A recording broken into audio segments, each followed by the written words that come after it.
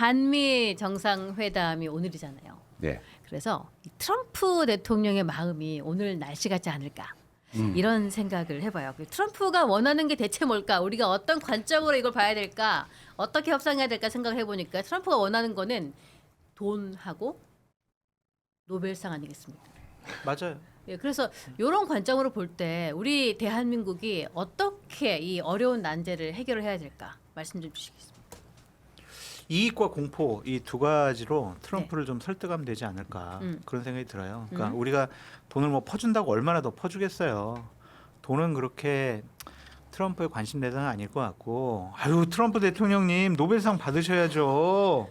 남북 평화 트럼프 대통령만 할 수 있습니다. 제가 뒷받침 잘 할게요. 미국이 영웅이라는 그런 이미지 있잖아요. 아. 그런 거 예전에 영화 보면은 항상 미국은 전 세계를 지키는 수호신이었잖아요. 그렇죠. 약간 어벤져스. 그런 느낌. 어벤져스죠. 네. 어벤져스 중에서도 그런 최고 등급인데 그렇죠. 그런 미국이 그동안에 해왔던 것들을 포괄적으로 가져가면서 이제는 전 세계를 평화로 이끄는 그렇죠. 그런 느낌을 가져가려는 지금 거죠, 가장 진짜. 큰 위협 국가가 북한 아니겠습니까? 그렇죠.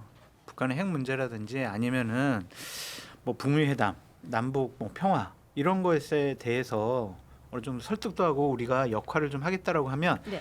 아유 남북 평화되면 다 트럼프 대통령 공이죠. 트럼프 대통령 덕분입니다. 이렇게 하면서 노벨 평화상 이걸로 좀 슬슬 꼬시면 좀 좋지 않을까. 근데 이거는 있어요.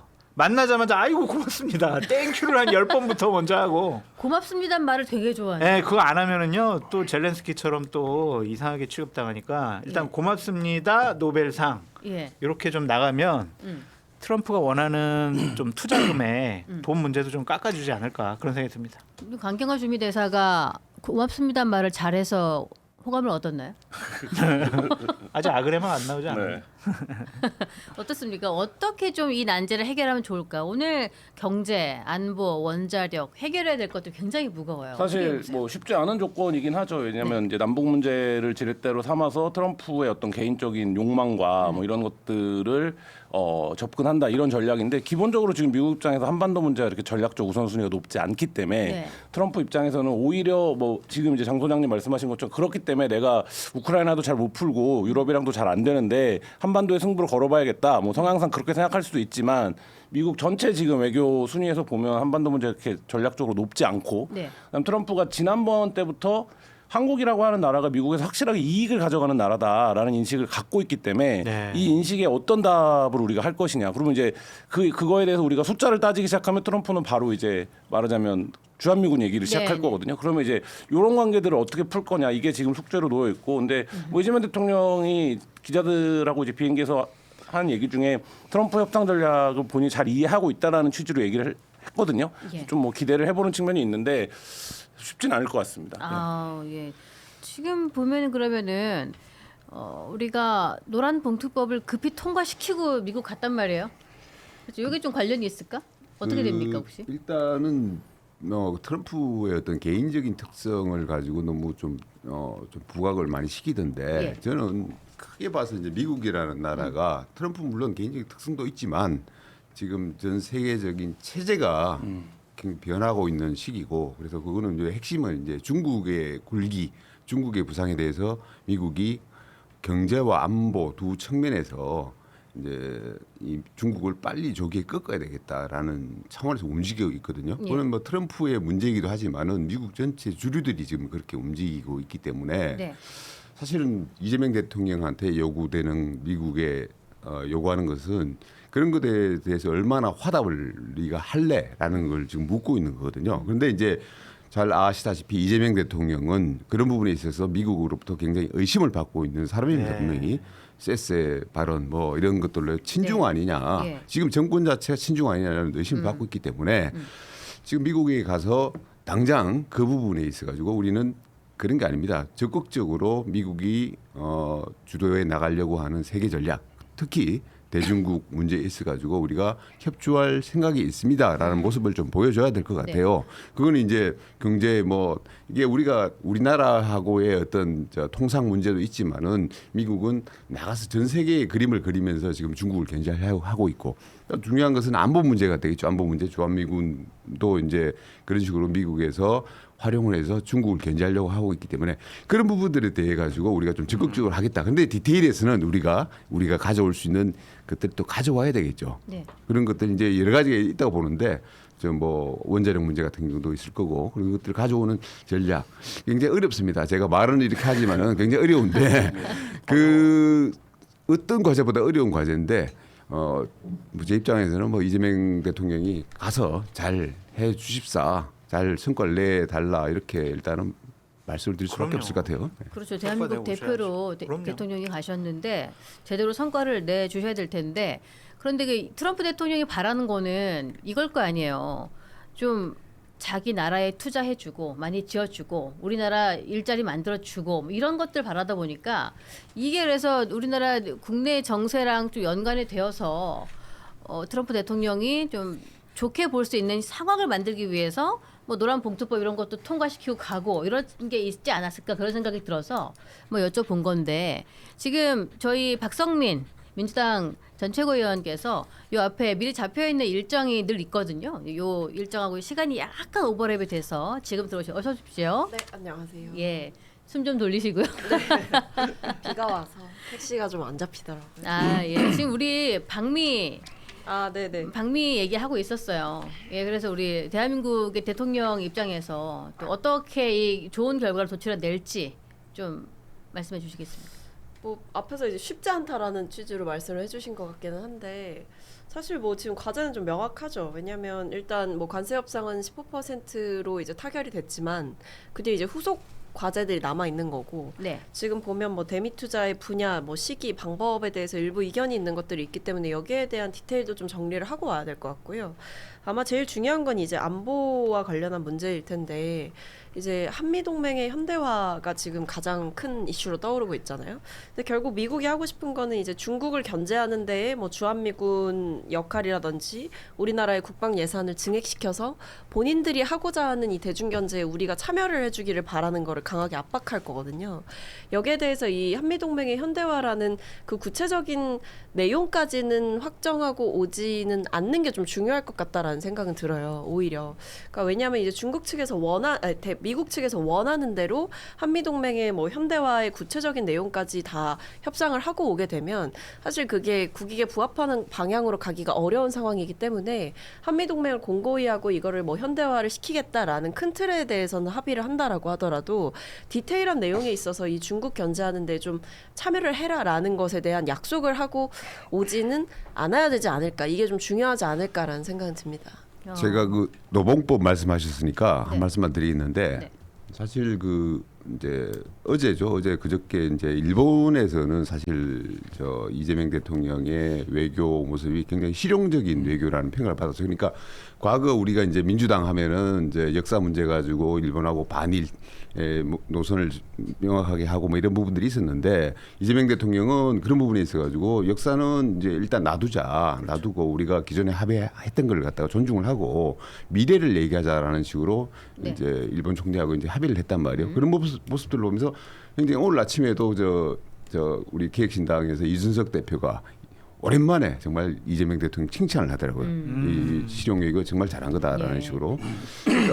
그래서 그런 면에서 봤을 때는 이제 미국과의 정상회담도 외교는 당연히 이제 실용적인 모습을 보여줘야 되는데 그런데 왜 하필 국내 문제에 있어서는 우리 이재명 대통령께서 그 당초에 취임사에서 늘 말씀하셨던 통합과 무슨 실용 이런 부분들을 꼭 어긋나서 정반대로 달려가시는지 노봉법 말씀하셨지만은 일요일 날 그렇게 기업 단체들 기업들이 그렇게 좀 숙고를 해달라고 요구를 하고 있는 노봉법 저희들은 이게 노란봉투법이라고 안 그러고 노동자의 삶을 봉쇄하는 법이라고 이제 부르는데 노봉법 노봉법입니다. 네, 노동자의 삶을 아마 봉쇄할 것이다 이 법이 통과돼 가지고 이제 6개월 뒤에 이제 그 실행이 들어가게 되면은 그렇게 얘기를 하는데 이런 식의 이념형 경제 정책을 갖다가 계속 가고 있고 다른 정무적인 부분에 있어서도 굉장히 좀 뭐랄까요 통합과는 어긋나는 행보를 보이고 계신데 왜 외교 무대에서 하시는 걸 갖다가 국내에서는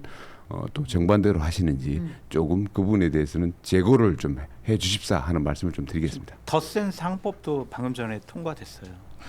네, 그런 거 보면 자신들이 뭐 지금까지 해왔던 공약 내용들 그것들은 다 지금 통과시키고 있다. 빠르게.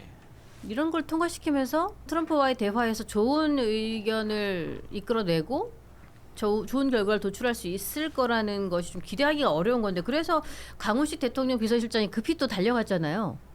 이게 혹시 여러 가지 이렇게 총력을 기울이고 있고 우리가 잘할 수 있습니다. 이런 얘기를 사람 인원수로 보여주려고 하는 건지 이런 부분은 좀 어떻게 보세요? 뭔가 좀 조율이 덜 되고 있으니까 사람이라도 조금 인원수 머릿수를 더 채우는 건가요? 이재명 대통령께서 비행기 안에서 간담회 하시면서 엠바고로 걸러서 말씀하신 부분이 있어서 답변이 제한됩니다.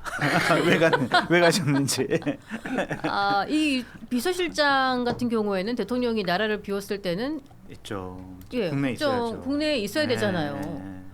그래서 3실장이 다 지금 밖에 나가 있는 상황이니까. 근데 뭐 그만큼 중요한 과제니까 그렇다고 생각해 볼 수 있죠. 그러니까 뭐 이게 사실 그렇게 말씀하시면 앞뒤가 안 맞는 게 여기서 좋은 성과 가져와라, 잘 해야 된다라는 부분에 대해서는 다들 공감하면서도 총력을 다하면 또 총력을 다한다라고 비판을 하시는 거기 때문에 저는 뭐 3실장이 동행해서 그리고 뭐 그 외에도 이제 경제 총수들이 동행을 해서 여러 가지 성과를 내는 데에 집중 투자를 하는 것은 맞다라고 보고요. 이걸 뭐 머릿수 채운다 혹은 뭐 보여주기 식 아니냐라고 하기에는 그만큼 이제 우리 앞에 놓인 상황이 녹록지 않다라는 시그널들은 계속 있는 상황이기 때문에 진짜 미국 이 한미 정상회담에서 어떤 방미의 성과를 가져오길 바란다라고 한다면 이런 부분들까지 저는 비판의 대상이 돼서는 안 된다라고 생각을 합니다. 근데 좀 이율배반적인 모순적인 행태는 맞는 것 같아요. 그러니까 기업인들과 방미 전에 분명히 총수들과 간담회 하시면서 기업인들한테 이번에 성과 좀 내라. 같이 성과 좀 내오자. 이렇게 얘기하시면서 재계가 상당히 반대했던 노란봉투법이나 더 센 상법 같은 경우에는 그냥 막 통과시켜 버리잖아요. 어떻게 하라는 거지? 어떻게 하라는 건지. 기업에 투자해서 우리 국민들도 우리나라 기업을 믿고 주식을 사라. 그래서 대기업을 막 사잖아요. 주식이 많이 오르기도 했고. 근데 이런 대기업에서 우리나라에 더 이상 일을 할 수 없는 사람을 쓸 수 없는 환경이 만들어지면 헷갈릴 것 같아요. 떠나잖아요. 기업의 입장에서는. 그러니까 이건 어떻게 보시는 진짜 요 얘기 좀 하고 넘어가야 될 것 같아서. 하나만 더 말씀드리면 김용범 대통령실 정책실장의 무책임한 인식과 발언이 더 큰 문제라는 생각이 들어요. 노란봉투법 때문에 기업들이 해외로 이전을 하면 그때 가서 벚꽃 치면 된다. 이런 얘기 하셨거든요. 그게 과연 정책 담당자로서 할 말인가. 너무 상황의 인식을 조금 안이하게 보는 거 아닌가. 근데 김용범 실장이 그렇게만 말씀하신 건 아니거든요. 그 앞에 이제 얘기하신 것들을 보면 이게 윤 전 대통령이 거부권을 행사했던 그 2번 거부권을 행사를 했었잖아요. 노란봉투법에 대해서. 그 내용보다 훨씬 더 완화가 됐다라는 이제 구체적인 설명들을 붙였고 뭐 표현이라든지 그리고 판례를 봐도 이제 뭐 재계에서 우려하는 만큼 뭐 막무가내로 뭐 노동자들이 모든 걸 할 수 있고 그런 법이 될 수가 없다. 판례가 굉장히 제한적이다라는 취지의 말씀을 하셨기 때문에 뭐 정리해고라든지 뭐 대규모의 인사 조정이라든지 이런 부분들에 대해서 노동자들이 권한을 이제 주장을 할 수가 있는 거다라는 취지로 말씀을 하셨던 걸로 기억을 합니다. 그래서 저는 뭐 기업하기 좋은 나라 중요하다 생각하고 불필요한 규제도 철폐해야 된다고 생각을 하지만 그렇다고 해서 지금까지 이제 계속 지적되었던 과도한 이제 손해배상의 문제라던가 뭐 하도급 노동자들이 이제 협상을 하고 노사관계가 건강하지 않았던 부분을 그대로 방치하는 것이 과연 우리 기업들을 위한 일인가라는 생각은 들어요. 기업들만 보고 정치를 할 수는 없는 거지 않습니까? 필요한 건 하고 가야 되는 거죠. 그리고 노동 관련된, 그러니까 노란봉투법 관련돼서 좀 저는 과잉된 담론이라고 생각을 하는데 지금 말씀하신 것처럼 핵심은 두 가지인 거잖아요. 예를 들면 손해배상 부분이랑 그 하청 노동자의 지위를 어떻게 볼 거냐 이 두 가지인데. 이미 이제 말하자면 첫 번째 문제 같은 경우에는 판례로 굳어진 어떤 그 사실을 해석하는 방법이 있는데 그거를 이제 입법화하는 거다 이런 차원이고 이제 핵심은 어쨌든 하청 노동자들의 이제 쟁의권에 대한 보장인데 사실 이 부분과 관련해서는 이제 뭐 OECD 판례라든지 글로벌 기준들을 얘기를 많이 하고 있고 그런 얘기도 해요. 예를 들면 중대재해기업처벌법 도입할 때 노란봉투법보다 훨씬 더 반발이 거셌습니다. 그리고 중대재해처벌법 도입되면 다 망할 거다라고 했어요 기업들. 근데 안 망하잖아요. 그러니까 예를 들면 노동조건이라는 건 그 사회의 수준이나 합의에 따라서 개선되는 방향으로 기업이 적응해 가야 하는 문제지 이 문제가 본질적으로 무슨 뭐 기업 대 노동자를 이분법적으로 나눠서 기업을 공격하기 위한 법이 아니기 때문에 그런 식의 해설이 되는 거는 조금 자제될 필요가 있다 이런 생각이 들고 물론 과거보다 기업들이 힘들 수 있겠죠. 근데 우리가 많이 보지만 SPC에서 계속 노동자가 죽어나가는데 이 SPC의 노동자가 죽어나가는 문제 어떻게 처리할 거냐 사회적으로 어떻게 그러면 이거 어쩔 수 없는 거냐 기업하는 과정에서 이런 정도의 말하자면 희생은 그렇게 생각하는 사람 없지 않습니까? 그러니까 말하자면 저는 그런 기준에서의 문제고 이게 어쨌든 논의 그 시민단체나 노동계에서 요구해온 지가 10수년이 된 법안이기 때문에 저는 이번에 통과된 정도 내용은 상당히 정돈된 내용이라고 봅니다. 근데 그게 지극히 노동 단체나 노동자 입장에서의 인식과 발언이시잖아요. 그러니까 아니, 재계나 기업체는 그렇게 생각을 안 하잖아. 아니, 당연히 자기네가 이전보다 회사 운영하기가 쉽지 않아지니까 예를 들면 이전에는 하청 노동자가 파업하면 나는 사장이 아니다라고 주장하면 끝나는 거였는데 지금 이제 말하자면 그렇게 안 되는 상황이 되는 거잖아요. 그러니까 어려워진 건 맞지만 그게 무슨 기업을 공격하기 위한 거거나 기업을 옥죄기 위한 거거나 이런 게 아니라 그거 약간 사회적 상식에 부합하는 방향이잖아요. 그러니까 이게 원래 이제 이념형 경제 정책이란 게 그런 거예요. 그러니까 우리가 이제 문재인 정부 때 소득주도 성장 얘기를 안 할 수가 없는데 결국 이제 그 편의점 알바들이 이제 얼마 못 받으니까 기본 그 최저임금 올려가지고 좀 현실화 시켜주자 좋은 얘기예요. 그런데 이게 세상이라는 게 그렇게 단순하지가 않고 복잡하단 말이에요. 결국은 돌고 돌아가지고 편의점에서 이제 직원들을 줄여버리고 자기가 이제 직접 점주가 나가지고 일을 한단 말이에요. 그래서 알바 숫자를 줄여버리는 식으로 대응을 한단 말이에요. 대책을 내놓는단 말이에요. 네. 그러니까 그러다 보니까 어떻게 됐습니까? 소득주도 성장 자체가 결국은 경제 문재인 정부 실패의 한 주요한 원인이 됐잖아요. 자영업자들 어려워지고 그리고 실제로 청년 뭐 알바생들 같은 경우에 더 일자리를 못 구하는 그런 그 현실로 이어졌단 말이에요. 그러니까 지금 이 취지 좋습니다. 그러니까 노봉법 같은 경우도 취지는 아주 좋아요. 뭐 그래서 하청 그 실질적인 자기들의 그 일을 시키는 원청하고 어떻게 노사협상을 하도록 하는 뭐 취지는 좋습니다. 그러다 보면은 기업에서는 점점 일하기 기업하기 힘든 상황이 만들어지면은 자기들도 대안이 있지 않습니까? 외국으로 가는 거예요.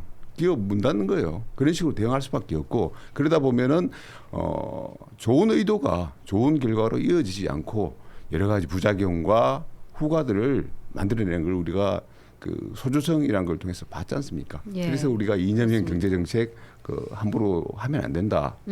그렇게 말을 하는 거고 그래서 숙고를 좀 해달라라고 기업들이 여러 차례 요구를 했던 것이고요.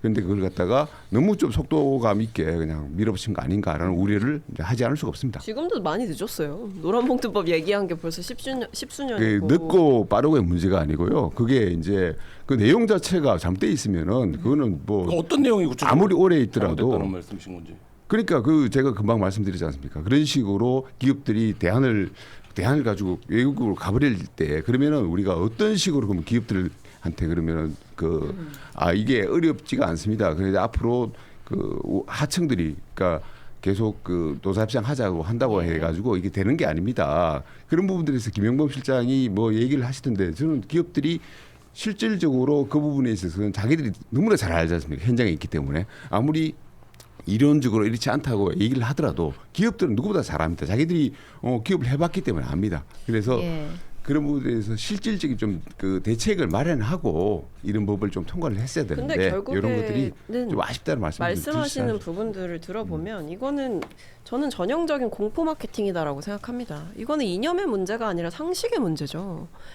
왜냐면 우리가 이렇잖아요. 사회 문제가 있어요. 뭐 노동자들이 뭐 과하게 2013년만 봐도 상용차 이 노동자들에게 해고 노동자들에게 뭐 46억을 뭐 배상하라는 이제 뭐 사측의 요구가 있었고 그게 문제다. 거기에 다 분노했잖아요. 그 뒤에도 이제 잠깐 언급해 주셨지만 뭐 하청 노동자들이 어떤 이제 노사 관계에 있어서 뭔가 조건을 협상하려고 할 때 사실 진짜 사장 가짜 사장 있는 거 모두가 다 알고 있잖아요. 그런 이중 구조가 있는 상황에서 이게 다 존재한다. 문제 문제다. 그런 안타까운 사연 나오면 아 참 안타깝다. 아, 노동자들이 왜 자꾸 죽지? 혹은 노동자들이 왜 이렇게 자꾸 부당한 대우를 받지? 왜 손해배상 폭탄을 받지? 라고 얘기를 하면서도 기업이 불편하니까 결국에 이런 조치를 취하면 안 된다라고 하는 거는 결국 아무것도 안 하겠다라는 거죠. 일단 이 얘기 같은 경우에는 저희가 오늘 의제 자체에서 방미 현안 문제에 대해서 이야기를 하는 과정에서 조금은 국내 상황이랑 트럼프 만나러 가서 협의해야 되는 그 상황이 조금 엇박이 되는 게 아닌가 생각이 들어서 질문을 드렸는데 워낙에 깊이 있는 내용이고 저희가 유예 기간이 6개월 있지 않습니까?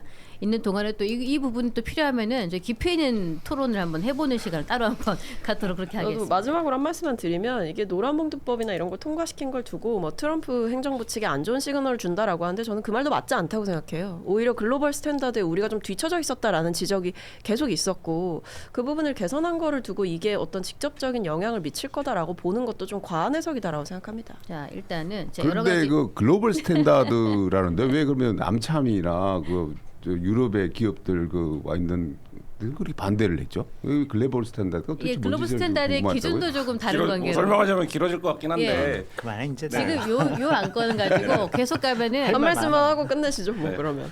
아니, 그러니까 그 기준에 미치지 못했기 때문에 한국에 들어와서 공장을 하는 게 편리했던 거잖아요. 우리도 마찬가지로 그 기준 때문에 동남아나 이런 데 나가는 거고. 근데 그 과정에서 놓고 보면 이거는 국내에 적용되는 문제이기 때문에 쟁의행위 이외의 행위를 했다라고 몇십억씩 손배가 가는 행태 이게 이제 본질적으로 기업 경영이랑 사실 무슨 상관입니까? 노동자 괴롭히기지. 그러니까 저는 첫 번째는 그래서 이미 법원에 가도 회사가 져요.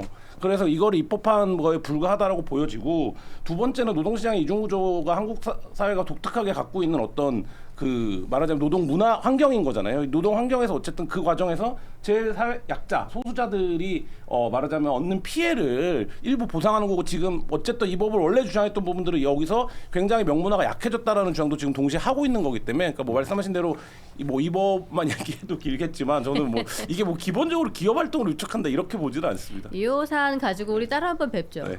예, 오늘 여러 가지 안들이 있어서 기업가들이 기업 활동 위축된다고 얘기하는데 지금 그거 김영란법 도입해서 기업 활동 위축된다라는 논리랑 똑같은 거예요. 그거 엄청 위축됐어요. 예, 노동자들도 일하기 계속 완화했잖아, 좋고 그래서. 기업하기 좋은 세상 만들어 주십시오. 예. 결론은 그거지 않습니까? 서로 다 좋아야 돼요. 그래서 그럼요. 정말로 이게 6개월 유예 기간 동안에 좀 논의 더 많이 해요. 합의안을 네. 도출하고 보완해 가지고 문제 없도록 해야 됩니다.